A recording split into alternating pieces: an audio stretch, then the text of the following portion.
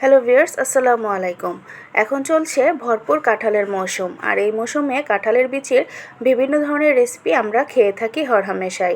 আজকে কাঁঠালের বিচি চিচিঙ্গা দিয়ে মলা শুটকির খুবই দুর্দান্ত এবং সুস্বাদু একটি রেসিপি আজকে শেয়ার করছি। আশা করছি ভিডিওটি স্কিপ না করে সম্পূর্ণটি দেখবেন।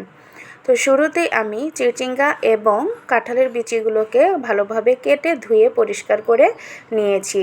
বীজগুলোকে আমি মাঝখান থেকে এভাবে ফেড়ে নিয়েছি। তারপর এখানে কয়েকটি শুকনো মরিচ এবং পেঁয়াজ নিয়ে নিলাম।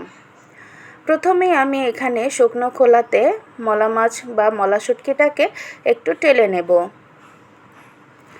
2 থেকে 3 মিনিট একটু টেলে নিতে হবে। তো 2-3 মিনিট আমি শুটকিটাকে টেলে নেওয়ার পর এগুলোকে উঠিয়ে বেশ কয়েকবার পানি দিয়ে পরিষ্কার করে ধুয়ে নিব। এখন দিয়ে দিচ্ছি এখানে পরিমাণ মতো কিছুটা রান্নার তেল। তারপর সেই পেঁয়াজ এবং শুকনো মরিচটাকে ব্লেন্ড করে নিয়েছিলাম, সেই মিশ্রণটা দিয়ে দিচ্ছি। আপনারা চাইলে পাটাতেও বেটে নিতে পারেন।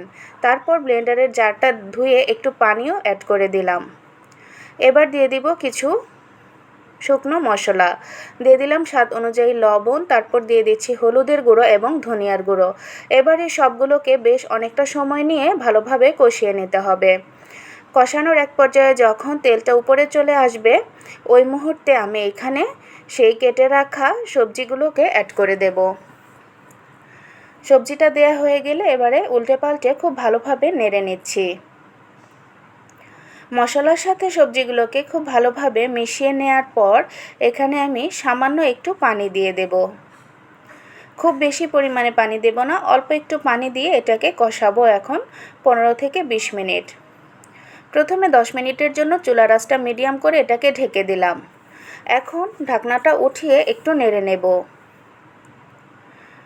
তো নেড়ে নেওয়ার এই পর্যায়েই কাঁঠালের বিচিটা বেশ অনেকটাই সেদ্ধ হয়ে গিয়েছে। এখন আমি কয়েক কোয়া রসুনকে খুব ভালোভাবে থেতো করে নিয়েছি। এখন এই রসুন থেতোটা দিয়ে দিচ্ছি।